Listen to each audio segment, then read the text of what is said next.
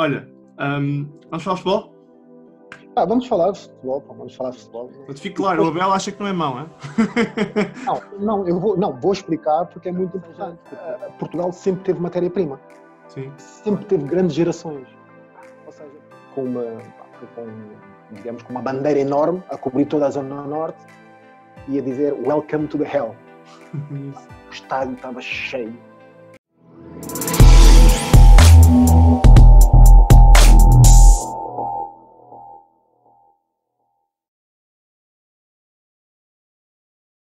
Exatamente. Olha, vamos falar de futebol? Vamos falar de futebol, Não sei qual vai ser o teu alinhamento, para onde é que tu queres ir. Nem eu. Se tem a ver com a minha carreira, se tem a ver com a minha carreira profissional neste momento. Pronto, podemos navegar um bocado por aí. Tudo. Olha, eu vou começar pelo facto de tu és da geração de ouro, não é? Tu fazes parte do Mundial. Eu costumo dizer que esta questão da geração de ouro, ou seja, nós somos o ouro escovado. O ouro político foi quem ganhou agora, que foi a geração de Cristiano Ronaldo. Mas fomos uma grande geração, sem dúvida. Fomos talvez os pioneiros e aqueles que desbravamos um determinado caminho. Estiveste no Mundial de Lisboa, não é? Eu estive. Aliás, eu sou um dos jogadores dentro do quadro federativo, desde as seleções de formação, que fez todas as faixas etárias. Ou seja, desde o associativismo, que era um torneio que havia provincial, entre associações, eu entrei para a Seleção Nacional Sub-15, Sub-16, através do aparelho associativismo da Seleção de Lisboa. Portanto, a Seleção de Lisboa e o torneio provincial é que fomentava o torneio de associações que fomentava a seleção inicial nacional, que era a Seleção Sub-15, Sub-16. No qual fomos campeões da Europa. Em Sub-17, não é? Sub-16, neste caso na Escócia. E, portanto, a partir daí eu fiz todas as faixas etárias, ou seja, a seleção Sub-17, Sub-18 fomos vice-campeões da Europa e a seleção Sub-20 foi em 91, que foi quando fomos campeões do mundo, tudo dentro da estrutura e dentro da metodologia do professor Carlos Queiroz. Que é um tipo que mudou o futebol em Portugal, né? As camadas jovens, a forma como ele via o trabalho foi uma coisa brutal, né? Na altura. Não, sem dúvida, para nós foi uma figura, foi um mentor, foi uma figura não só paternal. Eu penso que naquela altura, não só os princípios, os métodos, os conteúdos, ele formou uma geração, reduzindo, digamos, a faixa etária, mas crescendo e compreendendo o jogo como adultos.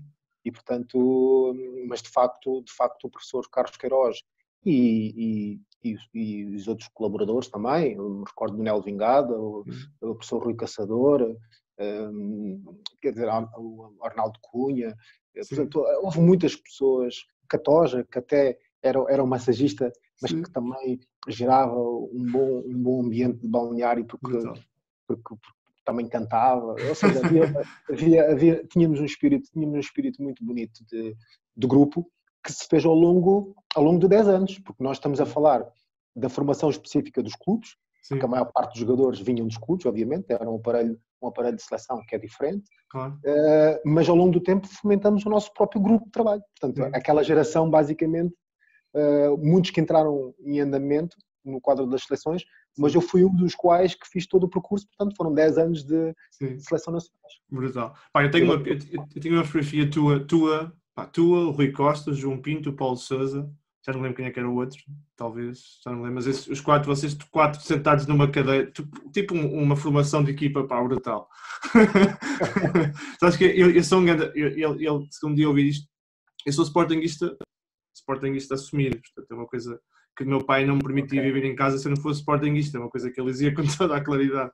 Mas eu era um grande fã do Rui Costa, estás a ver? Eu curtia jogar a bola na Mordez, achava o cabelo meio curto, a meia baixa, a caneleira curta, que era dar aquele estilo todo o jogador mais...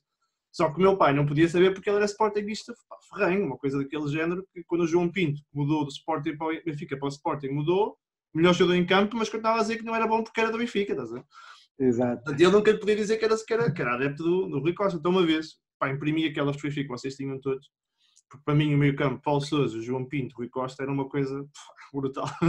E depois, tu parecias na fotografia também, e eu sempre dizia, na brincadeira dos meus amigos, tu eras um um lateral diferente porque davas intensidade e corrias assim para baixo, que era uma coisa que naquela altura ainda havia muito mais a questão do lateral ser mais defensivo. Exatamente. Mas tu sabes que eu, em termos de formação, eu sou um central de formação. Pois é isso. Fullback, claro. Porque raramente tu tinhas um lateral, não só com a minha estatura. Sim, alto, não é? Exatamente. Passada larga. Porque, pronto, era um lateral de recorrido, como se costuma dizer. Isso. De passada larga, mas a minha formação é como central. E que depois fui adaptado também como trinco, muitas vezes, no médio pendular, nomeadamente nas seleções de formação, na seleção sub-21, e também quando no Benfica também tive uma passagem que joguei não só a central, mas também como trinco. Mas a minha formação, do ponto de vista até atlético e de fisionomia, eu sou um central de formação. Eu fiz lateral adaptado porque também naquela altura estava a competir com grandes colegas meus que tinham também uma dimensão enorme como central, exatamente, e portanto eu fui adaptado e de alguma forma ganhei uma certa polivalência que também era um aspecto muito interessante, porque era sempre um jogador à mão, ou seja, quando tivéssemos problemas dentro do grupo, eu adaptava-me a várias posições, o que também para mim foi muito importante na compreensão do jogo. Sabes que é fixe? Que eu vivo na Holanda. E às vezes um gajo está a falar futebol e a malta aqui na Holanda curte, né? A questão do Cruyff, do Ajax, portanto, e tu jogaste no PSV, portanto, e há malta que lembra-se pouco do Figo, mas lembra-se do Abel Xavier. Não sei, eu vou-te ser muito honesto, eu não segui muito na altura que estiveste no PSV, eu lembro mais na altura que estavas no Oviedo e depois estiveste tu. E já vamos falar sobre isso.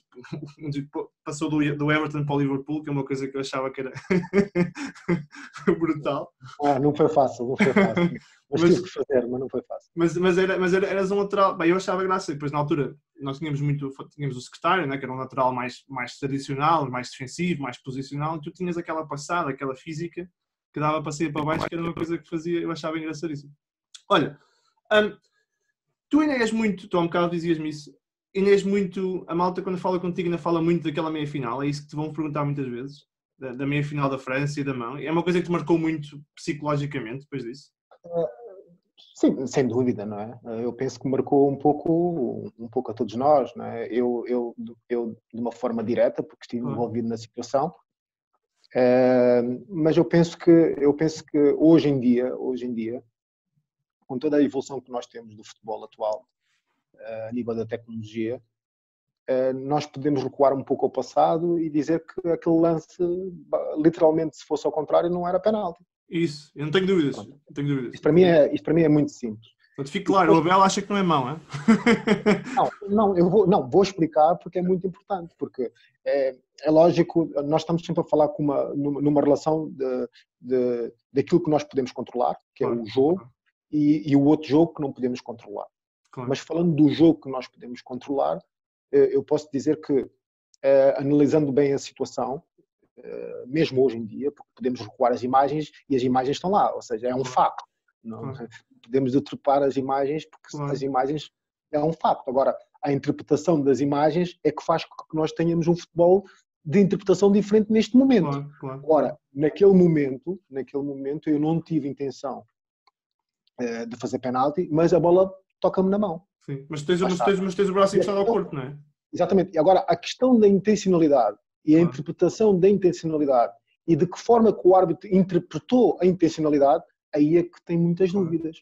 Porque o árbitro não está em condição para assinalar penalti, tanto que não apitou penalti logo no contato, neste caso. E é uma altura muito crítica, não é? E é a final do jogo, praticamente. O fiscal de linha também não vê a situação, porque o 3EG, quando chuta, o fiscal de linha não tem campo de visão.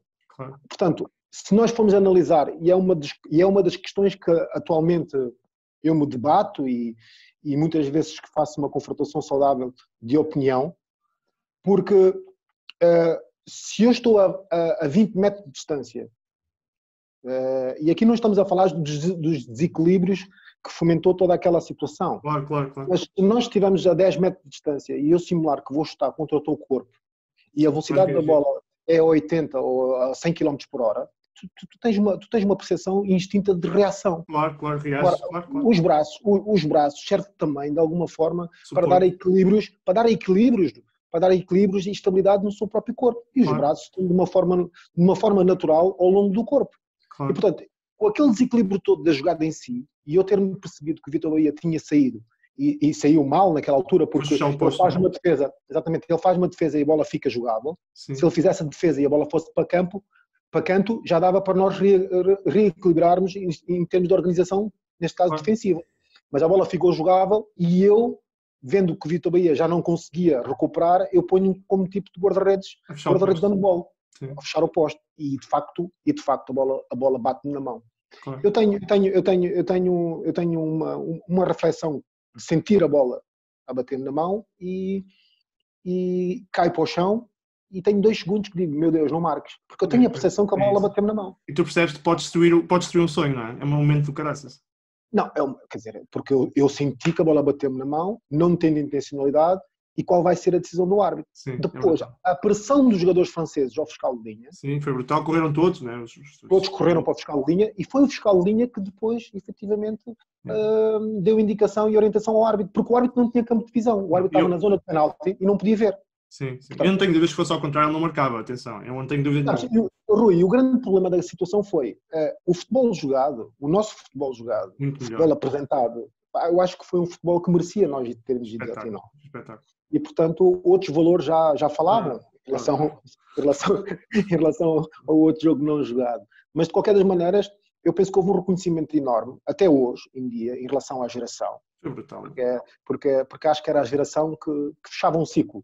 Ou seja, 2 gerações, 89 e 91, foram campeões do mundo, juntavam-se no Euro 2000 e praticamente tínhamos a final na nossa mão. Tinhas que ganhar.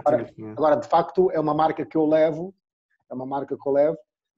mas de alguma forma foi reconfortante que entre esta rivalidade que nós tínhamos, que era muito férrea com a geração francesa, porque nós não podemos esquecer que de 91 a 2000, em 9 anos, a geração francesa foi campeão da Europa 2 vezes e uma vez campeão do mundo. Portanto, nós também, durante este interregno, nós aprendemos muitas coisas em relação à melhoria de algumas questões que nós tínhamos internas.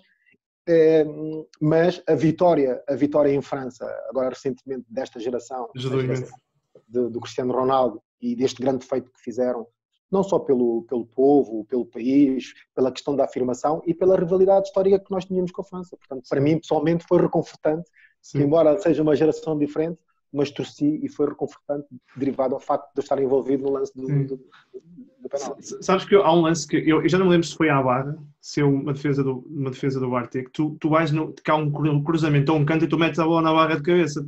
Isso foram uns minutos antes do penalti. Eu naquele momento disse, porque é que o Abel Xavier está a jogar, pá? Isto é uma bola que tem que entrar, pá. É verdade. E isto é o futebol, sabes? Portanto, ou seja, de 2 minutos atrás podia ser acabámos o jogo ali. Digamos, o herói, passei a ser vilão, no bom sentido da palavra, porque se o Barthez não faz a defesa que foi brutal. Foi a melhor defesa do europeu. Ele ganhou o prémio da melhor defesa do europeu com aquele meu cabeceamento. Um grande cruzamento.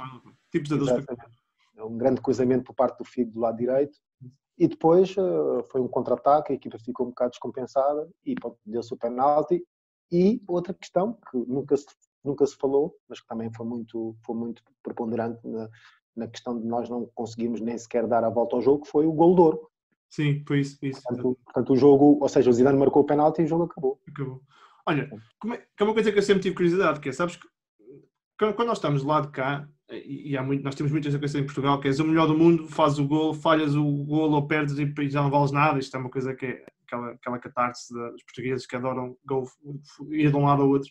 Como é que vocês, acaba aquele jogo, tu percebes que perdes ali um momento, que é uma coisa que ia marcar para o resto da tua vida, né? Tu estás na meia-final do Europeu, estás na Holanda, ou na Bélgica, não sei qual é que foi dos dois países, tu sabes que podias ter ganho a França, porque, na minha opinião, nós jogamos muito mais do que jogou a França. Uma França de Zidane, da Trezeguet, do Henry, daquela malta toda. Como é que vocês a seguir vão ao balneário? Como é que vocês recuperam daquilo psicologicamente? Porque isto não é só um jogo, não é? É muito mais à volta daquilo. Não, eu costumo dizer que quando tu chegas ao aparelho federativo e jogas na seleção principal, porque toda a formação tem um objetivo. A formação tem o objetivo de tu jogares nas equipas principais. Claro. E quando tu chegas a jogar nas equipas principais e tu sabes que acarretas o peso de provocar a alegria a milhões e milhões de pessoas, por outro lado também é responsabilização. Isso. E portanto nós crescemos com este peso, o que depois acaba por ser natural, porque depois de muitos anos a jogar pelo país, tu depois encaras a responsabilidade como algo necessário para a tua vida, ou seja, não só te tornas mais competitivo, não só queres outros objetivos pessoais, mas depois ganhas uma importância muito grande porque é um objetivo coletivo, não só da equipa, dos 25 jogadores ou todos os jogadores que são selecionáveis, mas do próprio país. Então isto ganha uma dimensão muito grande. E de facto nós estabelecemos esta relação, embora quando estamos em campo muitas vezes distraímos um pouco da fonética emocional dos adeptos, mas nós não esquecemos porque nós internamente sabemos da importância do impacto das vitórias e também das tristezas. A relação temporal de um jogo da seleção não é a mesma do clube e a relação do impacto das emoções também não é a mesma. Claro. Porque nós costumamos dizer que uma vitória ou de um troféu ou de um jogo permanece em emoção basicamente até o próximo jogo. Claro. Nós estamos a falar que se for num campeonato do mundo estamos a falar 4 anos. Se for um campeonato da Europa estamos a falar 2 anos. Ainda somos campeões da Europa, Exatamente. Portanto, se estamos a falar de um jogo particular, estamos a falar que no próximo mês temos outro próximo jogo. Portanto, isto é um impacto muito grande, não do ponto de vista social, do ponto de vista desportivo, mas do ponto de vista da alegria das pessoas. Ou seja, as pessoas até ficam muito mais reconfortadas com algumas medidas que possam ser incutidas até do ponto de vista político nos momentos das vitórias. Claro que sim, claro. Portanto, isto mexe muito... 2004 esquecemos da crise, pá. Isto mexe muito com as pessoas, mexe muito com a economia, não é? A política, desportiva, social, e nós jogadores temos a noção disso, embora estejamos obviamente concentrados naquilo que podemos controlar, mas nós temos noção de que de facto uma tristeza e da forma como foi, que de alguma forma nós tentamos dar um escape à sociedade e que a sociedade nos reconheça, nós podemos ter o mérito que a sociedade reconheceu aquela geração, até hoje. A sociedade reconheceu aquela geração, mas ficou um sabor amargo porque foi titulada como um grupo de grandes jogadores que individualmente jogavam nas melhores equipas do mundo, mas que a nível coletivo, por Portugal, não ganhamos nada. Então, este é que é o sentimento amargo daquela geração. Mas sabes que é engraçado?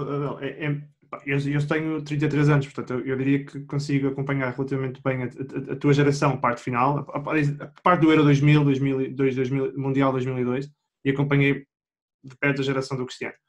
Mas é engraçado, tu se falas com as pessoas, a geração do Cristiano ganhou o Europeu 2016, e eu... Obrigado. Foi talvez os dias mais felizes da minha vida, foi uma sensação absolutamente incrível. E eu sou de Sporting, então não ganhámos muitas vezes, eu não estou habituado a ganhar coisas. É um problema sério. Eu tive que ligar a um amigo meu do Benfica e perguntar: como é que tu celebras quando ganhas alguma coisa? Que eu não sei como é que isso se faz. Mas pensámos individualmente, o Abel, o Rui Costa, o João Pinto, o Nuno Gomes, aquela malta toda, o Rui Jorge, o Sapinto, são tudo figuras que continuam muito presentes na mente das pessoas, mesmo dos mais jovens que apareceram na geração Ronaldo, mesmo que a geração Ronaldo tenha ganho o europeu. A geração Ronaldo ganha o europeu e o Ronaldo é o expoente máximo daquilo, mas a geração que tu vens é uma geração que, tendo ganho muito pouco, criou muitas referências, não é? Foi quase há muita gente de qualidade que foi criando e a malta revê-se ainda muito com esses jogadores, não é? Sim, não, sem dúvida, mas sabes que nós sempre tivemos gerações competitivas, diga-se de passagem.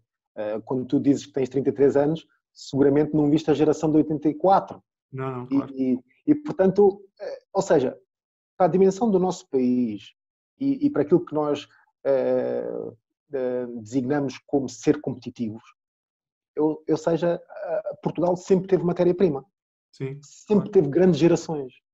Ou seja, por algum motivo, nós não alcançamos determinados objetivos e eu penso que essas ilações foram também retiradas internamente. Claro. E obviamente, e com a evolução do próprio futebol, fez com que as novas gerações pudessem estar muito mais identificadas do porquê que Portugal perdeu no passado. Sim. Então, ou seja, no final de contas, houve também uma evolução, não só a nível da compreensão do jogo, a nível da inteligência dos próprios jogadores, e os erros que nós cometemos, não só a nível dos jogadores, mas a nível das lideranças, as condições que nós tínhamos no passado.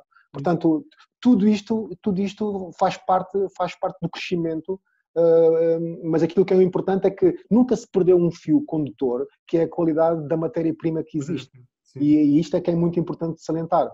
Agora, eu não tenho dúvida que entre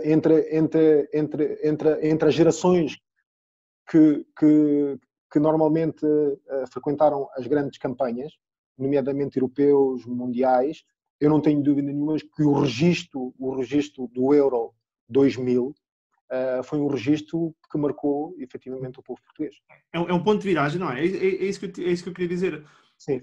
Apesar, o Ronaldo, eu dizia, por exemplo, na brincadeira, eu adorei quando o Mr. Fernando Santos disse, antes do Europeu 2016, nós vamos lá para ganhar.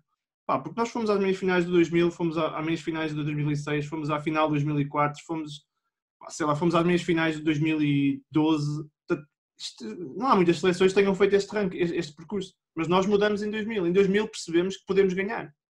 Mas sabes que a viragem do futebol, ou seja, aquilo que era o produto nacional, que depois melhorou as suas capacidades com a internacionalização, ou seja, o aparelho federativo, nós vinhamos das equipas grandes, Benfica, Sporting, Porto, basicamente, as equipas dominantes de Portugal. E nós fomentamos as seleções a partir das equipas dominantes. E depois há um ponto extremamente importante, que é a abertura do mercado, a Lei Bosman, que faz com que os jogadores possam se internacionalizar. Ou seja, no final de contas, os jogadores foram para equipas melhores, conseguiram efetivamente encontrar melhores condições e trazer esse conhecimento para o aparelho federativo nacional. Ou seja, nós próprios jogadores é que de alguma forma forçamos a evolução e o crescimento daquilo que nós tínhamos como déficit a nível nacional. E, portanto, os jogadores foram muito importantes. A internacionalização é que, de alguma forma, fez com que o futebol fosse crescendo de acordo com aquilo que nós somos hoje em dia. Portanto, este é um momento muito importante. A internacionalização, ou seja, a abertura do mercado, fez com que, de facto, todos mais tínhamos clubes. De facto, era muito diferente as condições que tínhamos nos clubes, nomeadamente na nossa geração, porque basicamente toda a geração já jogava em clubes grandes. Isto de alguma forma também veio potencializar e valorizar muito aquilo que era nacional e os problemas que nós tínhamos internos. Olha, tu és um Globetrotter, Holanda, Portugal, Itália, Espanha, Alemanha, Estados Unidos, Turquia, Bari, Galatasaray, Everton, Liverpool, PSV Eindhoven, LA Galaxy, quando nem sequer falava dos MLS como se fala hoje. Portanto, tu viste montes de malta, montes de culturas. O que é que tu achas que mudou, e agora que estás a selecionador e que também acho que como selecionador tiveste que também fazer uma mudança do ponto de vista de como é que trabalhas e que tens que observar muito mais, o que é que achas que tem mudado? O que é que achas que o futebol aos dias de hoje mudou tanto comparado com há 20 anos? Rui, eu acho que quando eu olho para a minha carreira, há uma particularidade muito feliz, porque o momento da minha evolução, ou seja, o momento da minha internacionalização da minha carreira, vai de acordo não só com a qualidade das equipas para onde eu fui. Sim. Porque eu saí de Portugal, fui para a Itália.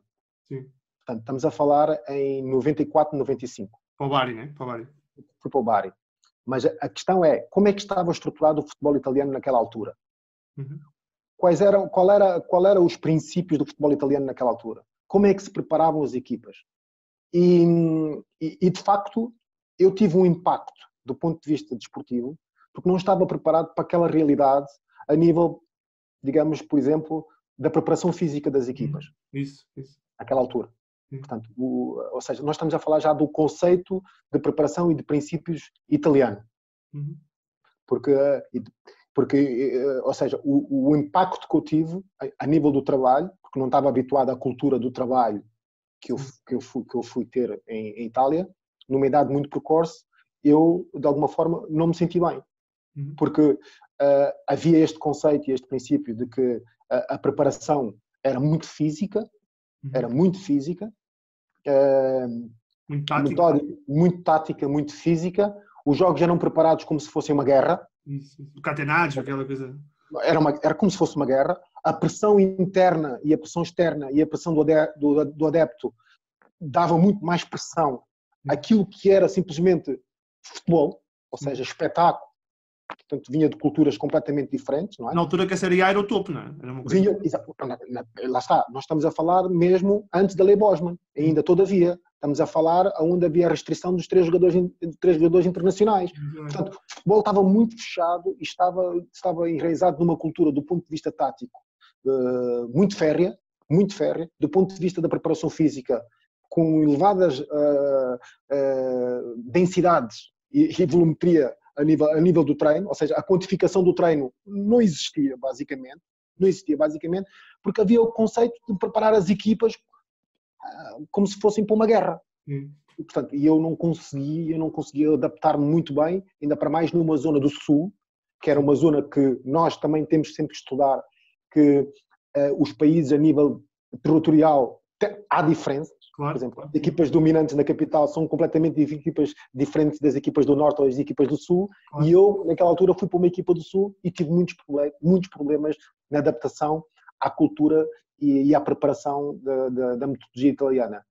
Voltei ao Benfica e fui para a Espanha, ou seja, aí foi oxigenei novamente, voltei a ganhar a liberdade e o espírito do futebol com bola, do futebol com bola, basicamente. Que tu gostas, não é? Que é o futebol com bola, ter bola.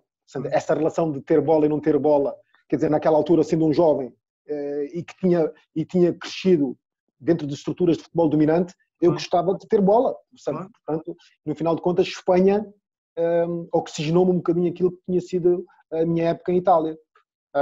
Entretanto, joguei, sim, fui um dos jogadores importantes na estrutura do Everton, estive lá 2 anos, e depois fui para dar-se a Lei Bosman, entretanto, e aí vou para, efetivamente, a uma evolução do ponto de vista não só de condições de trabalho, do ponto de vista dos objetivos, do ponto de vista, lá está, da metodologia transversal a nível da formação dos clubes dominantes, do PSV Eindhoven, do Ajax e do Feyenoord. Então foi aí quando eu começo a entender, lá está, quando eu digo que eu cresço também com a evolução do futebol internacional, é porque saí do futebol, basicamente, empiricamente, do talento dos jogadores, para ir depois começar a compreender a evolução do ponto de vista tático e do ponto de vista do ponto de vista do aperfeiçoamento, do ponto de vista técnico, tático, em Holanda, no PSV Eindhoven, que é uma das grandes escolas a nível do futebol internacional. Eu aí comecei a entender, lá está, o processamento do próprio treino, ou seja, o campeonato holandês também tinha uma característica de que, como o país é um país propício às chuvas, com bons estádios e bom terreno, portanto, todo o trabalho também estava um bocado anexo a estas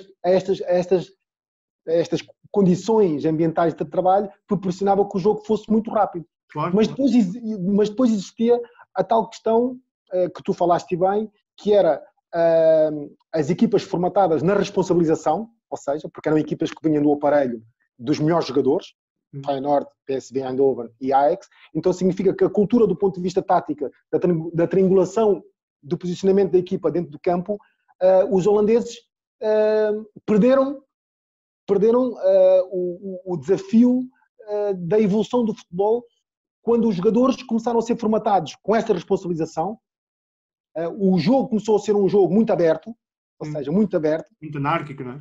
Muito anárquico, muito aberto, e muito de duelos individuais até, triangulações, mas duelos individuais, e que a equipa em termos coletivos perdia a forma.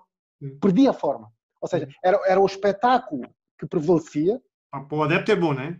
Para o adepto espetacular, porque daí os resultados que havia no campeonato holandês, que eram resultados, mesmo para o adepto, mesmo para o espetáculo, e depois a qualidade dos próprios jogadores acima da média, porque obviamente existia no conceito de treino o aperfeiçoamento técnico, como o passe, a recepção Por isso é que nós, quando falávamos do futebol holandês e falávamos da individualidade do jogador holandês, falávamos sempre na capacidade do passe e da recepção. Porque, de facto, e a formação tinha muito desses princípios, desses conteúdos na questão do treino. Mas depois, os jogadores holandeses, quando tinham que sair da Holanda, da formação holandesa, para outros clubes, nomeadamente em Espanha ou em Itália, tinham dificuldades de adaptação. Por causa da cultura tática, ou seja, dos aspectos coletivos, no qual, e todavia, tinham um déficit na sua formação holandesa. Por isso é que a Holanda atual conseguiu também compreender e evoluir. Mas demorou.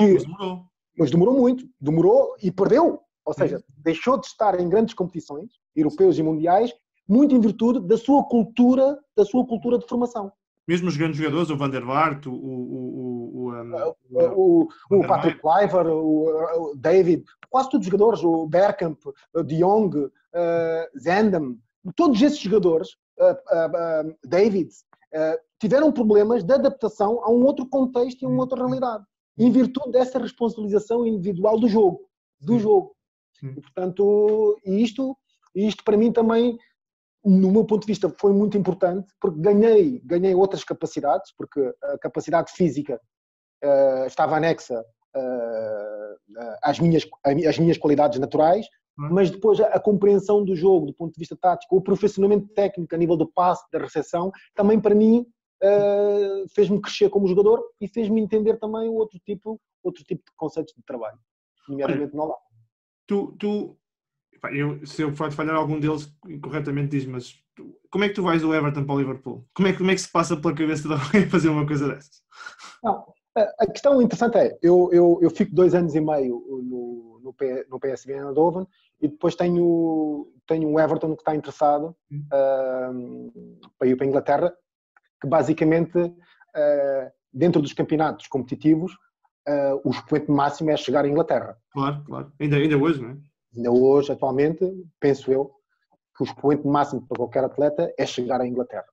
E eu, tendo jogado a Liga de Campeões com o PSV Eindhoven, suscitei interesse, neste caso, do parte do Everton. Eu era para assinar para o West Ham, com o Harry Redknapp, naquela grande equipa que o West Ham tinha, com Paulo Di Canio, Frank Lampard. É uma equipa fantástica de Londres, porque também havia sempre este estigma de que se vou para a Inglaterra quero jogar numa equipa de Londres, porque são as melhores equipas, e portanto tive o West Ham interessado, era para assinar para o West Ham, estava num hotel com o Harry Redknapp para assinar para o West Ham, e surpreendentemente no dia seguinte vem o Walter Smith, que era o treinador do Everton, e eu assinei pelo Everton. Então eu entrei, lá está, para uma outra realidade, de um clube britânico, não é? Lá em cima. De uma cultura britânica, com um treinador escocês, com métodos, lá está, com métodos que não eram, obviamente, dos métodos holandeses, ou seja, eram métodos mais britânicos, mais duros, mais físicos, mais duros, que iam de encontro mais à empatia do grupo e na relação do companheirismo do que propriamente da qualidade do treino. Era bola longa, não era? Era um ritmo de bola longa ainda. Exatamente. Portanto, lá está, a percepção do jogo rápido, a percepção fonética do adepto inglês, em que gritava quando estávamos perto da baliza, mas não havia perigo. Ou seja, portanto, todas essas componentes fez-me evoluir e, obviamente, depois de 2 anos e meio, respeitando os problemas do Everton e dando também uma solução, porque eu acabei por sair do Everton de uma forma correta e de muito respeito, porque comprei os últimos 6 meses do contrato para que o Everton pudesse ter algum retorno do ponto de vista económico, só que naquela altura o Everton nunca pensava que eu ia para o vizinho, não é? Que eu ia para o rival. Depois, lá está, a relação de passar de uma estrutura onde tivemos muitos problemas, não só económicos, mas de objetivos, porque o Everton estava a lutar para não descer de divisão. Tínhamos um plantel onde tivemos muitos problemas do ponto de vista físico, mas isto tinha a ver, lá está, com o planeamento do trabalho. O trabalho tinha uma determinada metodologia, iria ter consequências do ponto de vista de lesões, e passei por uma realidade completamente diferente no Liverpool. E aqui entronca-se a grande rivalidade histórica daquele momento Inglaterra com o Liverpool de Gerard Houllier com o Arsenal de Arsène Wenger.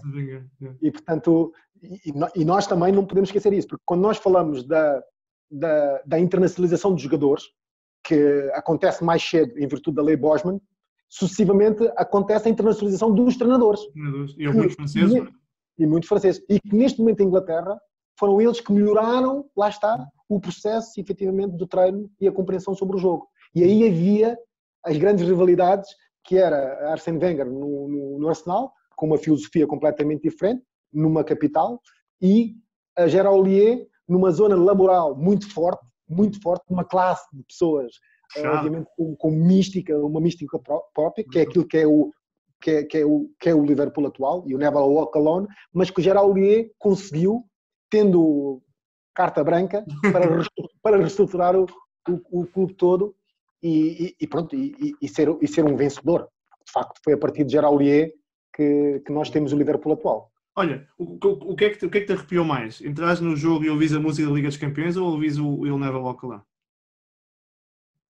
Bom, o Never Walk Alone é algo Total, algo inesquecível, porque independentemente se a equipa joga a Liga de Campeões ou não, o hino é brutal, prevalece, permanece e será para sempre.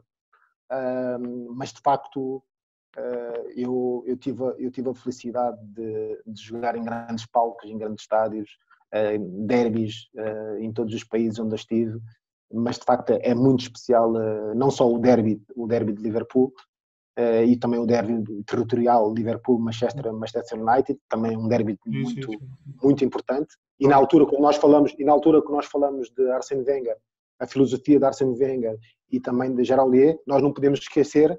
Temos Alex Ferguson, exatamente, temos o Manchester United, lá está, um pouco também com princípios mais físicos também, mas com uma geração de jogadores que compreendeu bem e absorveu bem essa ideia e que depois melhorou muito a qualidade e o método e os princípios do treino quando Carlos Queiroz entrou para a estrutura técnica de Alex Ferguson. Portanto, a qualidade do jogo mudou completamente também. Ele mudou muito a forma de trabalhar do Manchester, não é? Sim, não tenho dúvida que foi um homem fundamental para aquilo que era a visão do ponto de vista do profissionamento das equipas, do profissionamento técnico, tático das equipas, a entrada de Carlos Queiroz ao lado de Alex Ferguson. Mas tu passaste por estádios. Depois foste quem no Galatasaray, que era outro estádio de gente maluca, aquilo é toda gente que... Olha, eu vou-te contar esta história, que esta história é importante, porque houve pessoas que não conseguiram perceber como é que eu saio do Liverpool e vou para o Galatasaray. Isso. Eu também não. Pronto, muita gente se calhar não percebeu essa passagem, porque lá está, mais uma vez, pronto, nós estamos a jogar já num patamar superior de Liga de Campeões. Eu joguei com o Benfica Taça das Taças, meia final com o Parma, não conseguimos chegar a uma final. Depois vou para o Everton, não estamos nas competições europeias, jogo com o Liverpool, Liga de Campeões, e apanhamos na fase de grupos, Liverpool, Bayer Leverkusen, penso que foi Barcelona e Roma. E vamos jogar pela primeira vez, foi um jogo histórico, porque tem a ver com alguns ajustes do ponto de vista político. Vamos jogar, uma equipa inglesa volta a jogar no espaço turco. Então temos um grande jogo que é Galatasaray-Liverpool, que foi o nosso primeiro jogo. Eu a jogar pelo Liverpool, vamos jogar contra o Galatasaray. Naquela altura havia a nível internacional esta sigla de Welcome to the Hell. Que era exatamente o estádio do Galatasaray, o Al Islâmia. Brutal. E nós chegamos no mesmo dia, por motivos de segurança, num voo charter por parte do Liverpool, chegamos no mesmo dia ao estádio, aí chegamos e fomos escoltados por cerca de 1000 polícias. Dois tanques de guerra, patrulha à frente e atrás, e mais de 1000 polícias a fazer um cordão. Aquilo para nós era impensável. Nós estávamos a jogar em Inglaterra, aquilo era impensável. Nós fazemos um jogo internacional e na primeira jornada e aquele cenário, que era um cenário, por muito que se possa dizer que era para proteger, mas também podia ser intimidatório, por outro lado. Claro.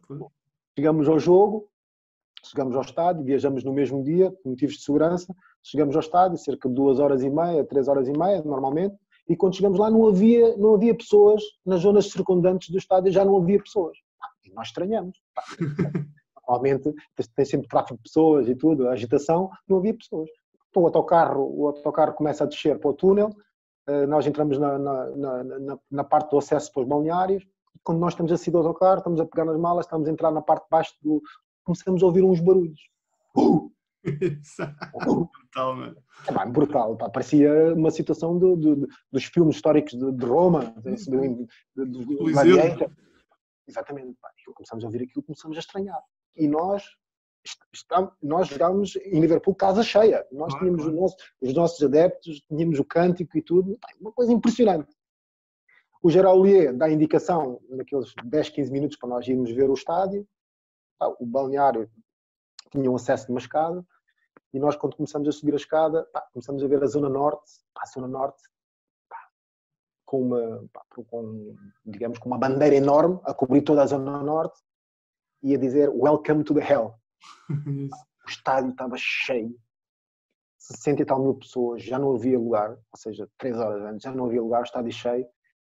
E aquilo que eu me recordo do jogo foi muitas das minhas ações que eu tinha no jogo, que era um jogador físico, um jogador que gostava de, na relação 1 contra 1, fazer carrinhos, e cada vez que eu fazia um carrinho, o adepto turco, e aquilo entrou-me na minha cabeça, e eu cheguei ao intervalo, no intervalo desse jogo estou com a toalha na cabeça e fecho os olhos, imagina que me daria jogar aqui. Mas repara bem, eu comecei assim de repente, e foi uma coisa que depois mais tarde veio-se a refletir como uma realidade. Ou seja, sai do Liverpool quando o Geraulier vai buscar o Finham, que é um lateral direito que estava no Fulham, contrata o Finham, lateral direito. Na altura o Jamie Carragher tinha partido a perna e portanto ele vai buscar o Finham. Aí eu senti que de alguma forma eu teria que ir encontrar uma outra solução. Foi quando o Fatih Terim liga para mim e fala comigo, e em virtude do jogo e da exibição que nós tínhamos feito na Liga dos Campeões, eu acabei por ser jogador do Galatasaray. E foi fantástico. Foram 2 anos que é a minha segunda casa. Só posso dizer que no mundo do futebol existe uma segunda casa, desportivamente falando, é efetivamente em Istambul, no Galatasaray, pela relação que eu tive com os adeptos. Portanto, é imperdível.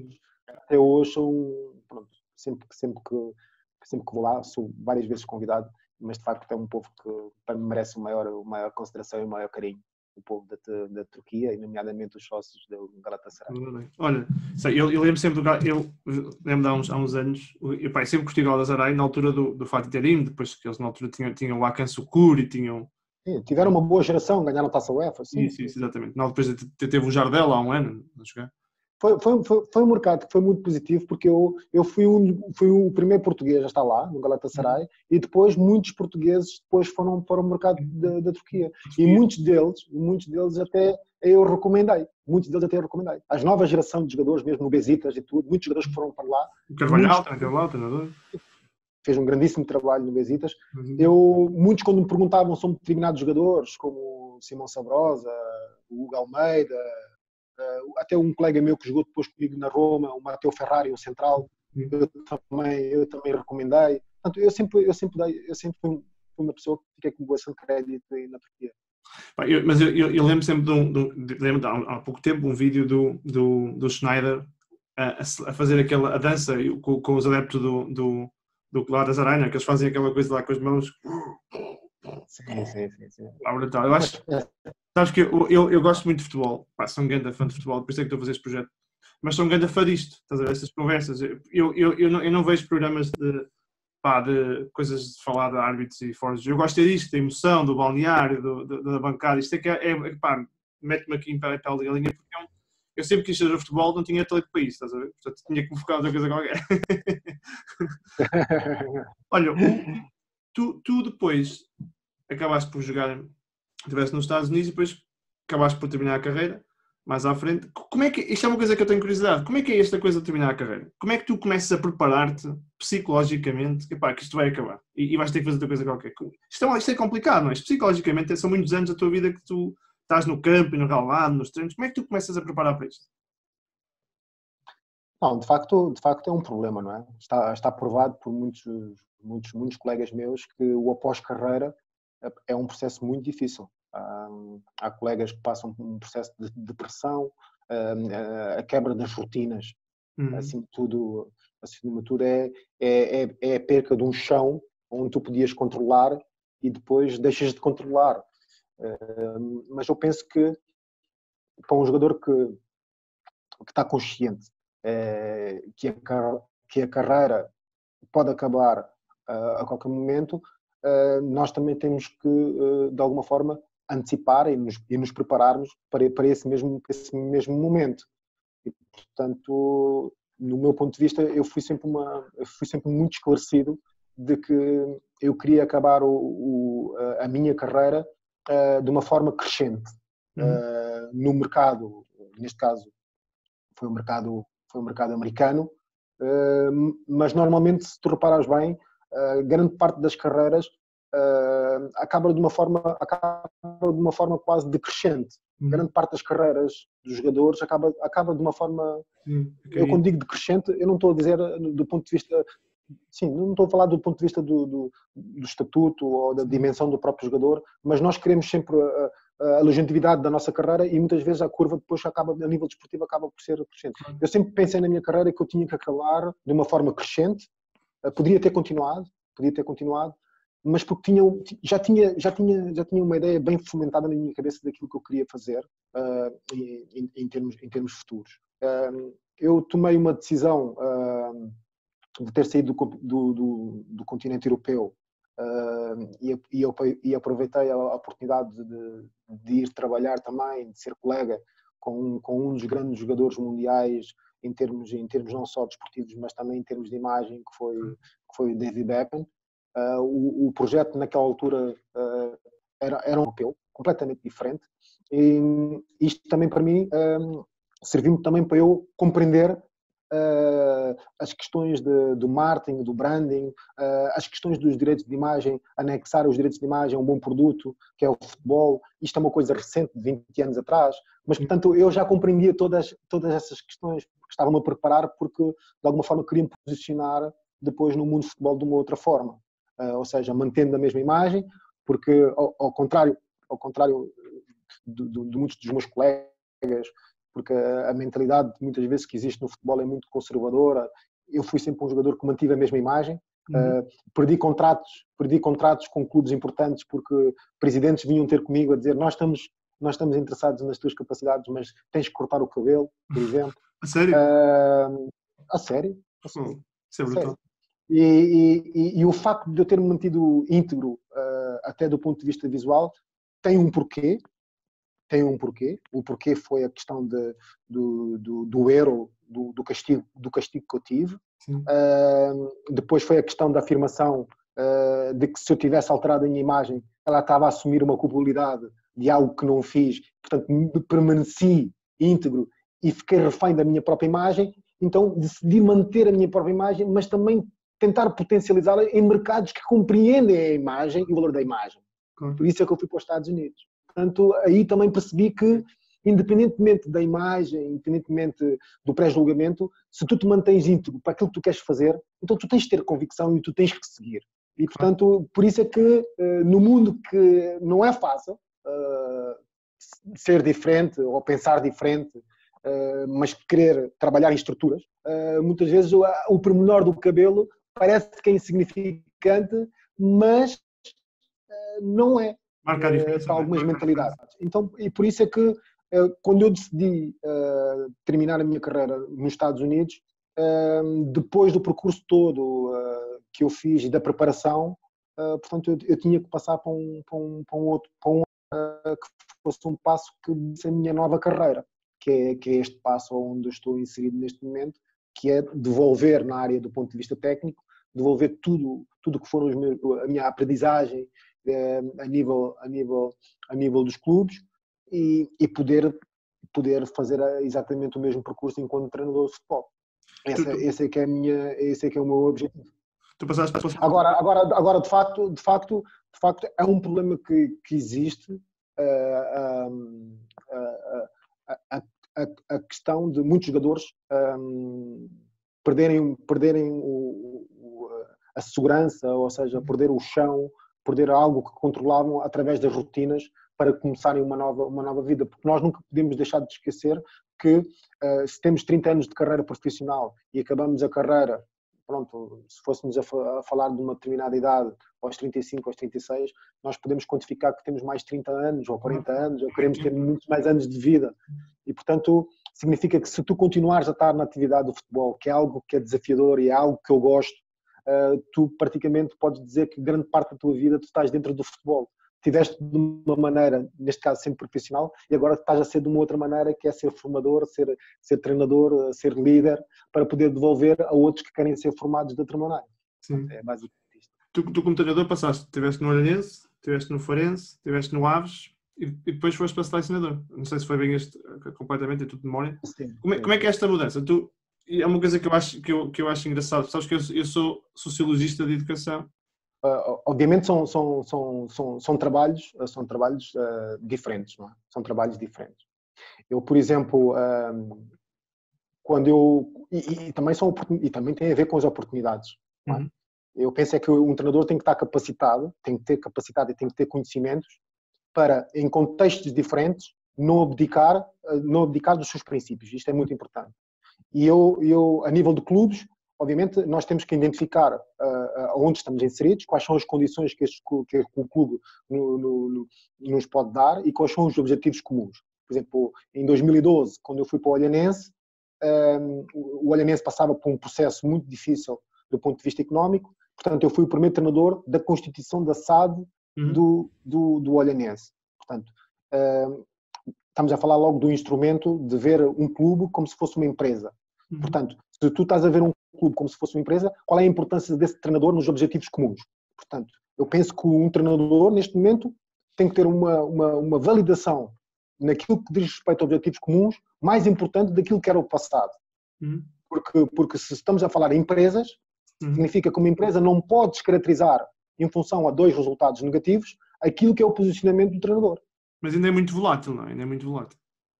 É muito volátil, porquê? Porque muitas vezes nós neste momento podemos estar a dizer que temos mais capacidade, mais competência, mas a formação, podemos ter jogadores mais bem formados, treinadores mais bem formados, mas depois existe também um outro setor que também necessita de melhor compreensão e melhor formação. Claro. Portanto, a Federação Portuguesa lançou esta semana um curso de formação para dirigentes, porque possivelmente identificou lacunas nessa área. Quando a Federação lança um campeonato sub-23, por exemplo, é porque se calhar, de alguma forma, visualizou que havia um déficit competitivo naquela determinada faixa etária. Portanto, se nós queremos acrescentar valor aos jovens, então temos que reduzir e temos que aumentar a competitividade.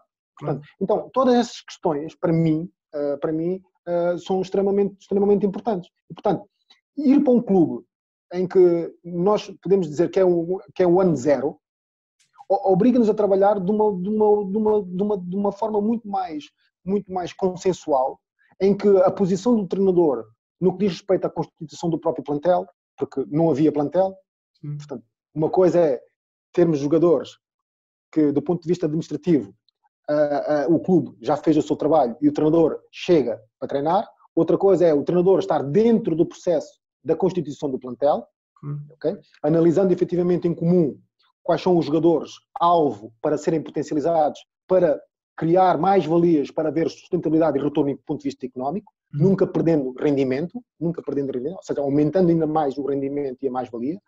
Então, a figura principal de quem vai desenvolver o trabalho é o treinador. Mas como é que pode ser minimizada a importância do treinador? Eu acho que não.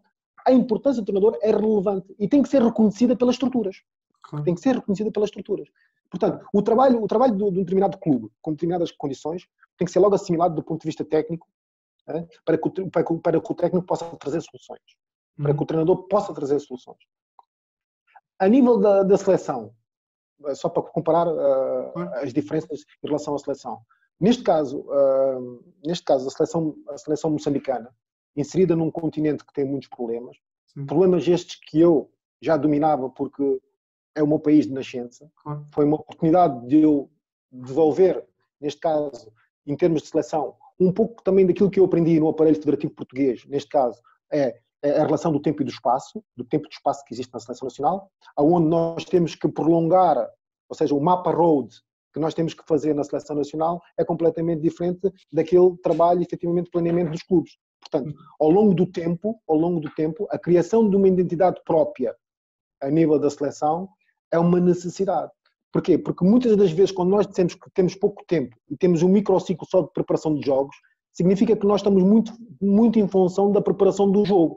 Sim. Eu não defendo simplesmente só a preparação do jogo. Eu defendo a planificação ao longo do tempo, aonde nos vai dar uma capacidade de fazermos alguma reestruturação progressiva a nível das seleções, ao nível do tempo.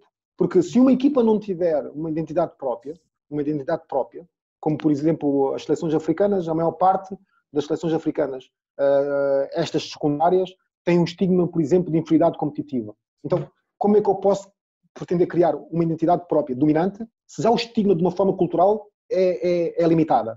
Em virtude da sua história, das suas condições de infraestruturas, as condições ambientais de trabalho, ou seja, tudo é um problema, digamos. Como é que eu posso alterar? É lógico que faz parte do treinador em melhorar todos estes processos de forma progressiva. E foi isso, efetivamente, que eu fiz, nomeadamente em relação à seleção. Ou seja, fazer um planeamento dentro dos objetivos realizáveis, mas nunca descurando que aquilo que era prioritário era aumentar o índice competitivo dos jogadores. A longo prazo.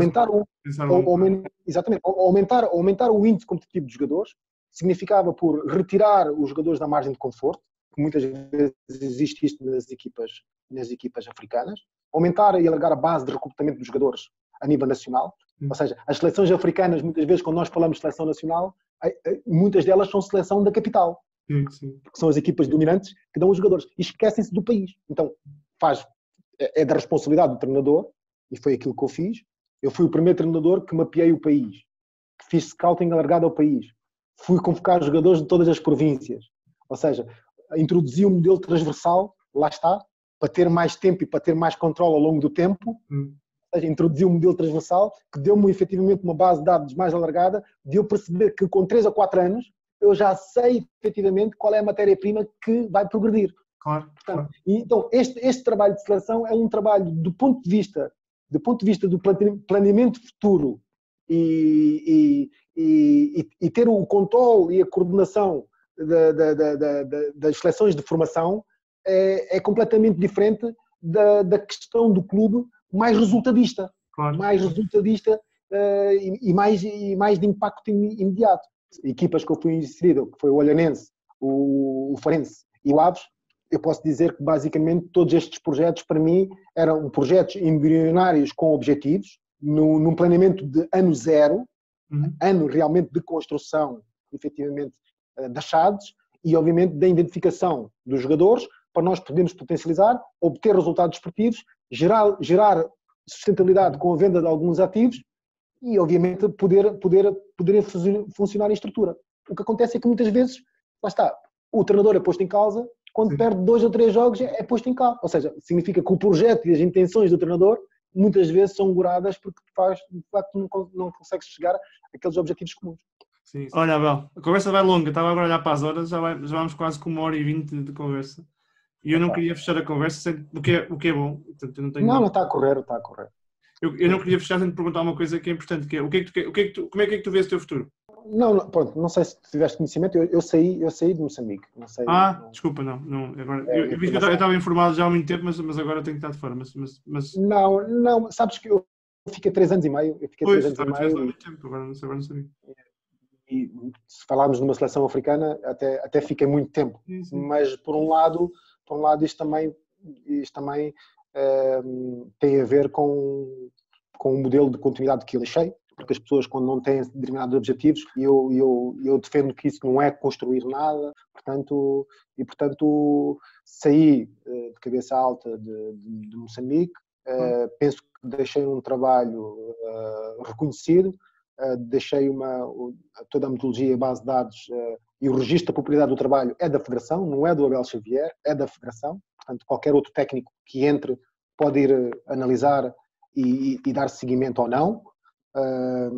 E agora tive uma possibilidade há cerca de 3 semanas para ser o selecionador da Zâmbia, e à última da hora houve uma ingerência por parte da área do Ministério da Juventude e Desportos da Zâmbia, e foi um outro colega treinador, coisas normais do futebol, porque as influências obviamente são importantes, mas foi muito importante que a Zâmbia estivesse interessado nos meus serviços, porque a Zâmbia é uma seleção importante em África, seguiu o nosso trabalho em Moçambique, e portanto isto também foi como referência, foi muito bom para mim. Mas neste momento, bom, aquilo que eu, antes de mais, quero é que haja uma normalidade em virtude de todos estes problemas que nós temos neste momento, que isto para mim é prioridade e é fundamental. Estamos a falar sempre do valor mais importante, que é a preservação da saúde, que as coisas possam ser normalizadas. Há mercados que me interessam muito. Lá está o mercado onde nós podemos ter mais espaço, não digo de manobra, mas temos mais espaço para poder implantar as minhas ideias. Há mercados que eu acho que são mercados de futuro, mas nunca deixando a possibilidade de também trabalhar dentro de estruturas que tenham objetivos comuns. Portanto, sinto-me preparado. Sabes que isto do futebol obviamente tem muito a ver com o momento das coisas, das oportunidades, mas eu sinto-me preparado para qualquer desafio. Entendo que existe muita competitividade, portanto, que não existe lugar para todos, mas é um espaço de todos. E isto para mim só faz sentido eu continuar vincado às minhas ideias de trabalhar em conjunto e estrutura, identificando e encontrando também pessoas que de alguma forma comunguem das mesmas ideias que eu tenho e daquilo que eu posso aportar e daquilo que eu posso ensinar numa estrutura onde eu possa liderar os jogadores, assim tudo. Olha, muito obrigado, foi uma conversa fascinante. Fascinante. Acho que foi positivo. Muito obrigado pelo teu tempo. Não, pá, eu que te agradeço. Para já, antes de mais, porque vens de uma pessoa que eu também tenho consideração e estimo, que é o Acácio, e agradeço. Pronto, eu disse a ele que não havia problema nenhum, e eu espero que continues a fazer este projeto e que possas entrevistar muito mais pessoas e que possa ser um sucesso também para quem nos ouve, possa compreender um bocadinho aquilo que também são as ideias das pessoas, não é? Porque às vezes, lá está, às vezes quando não temos oportunidade, muitas vezes não temos oportunidade. Agora eu acho que vai haver uma alteração completamente naquilo que vai ser o futuro, na maneira de nós nos comunicarmos e tudo, porque isto abre aqui outras oportunidades, não é? Outras oportunidades, infelizmente por uma situação destas, mas eu penso que vai ser bom. Eu penso que vai haver reajustes em termos globais de muita coisa na nossa vida social e em sociedade.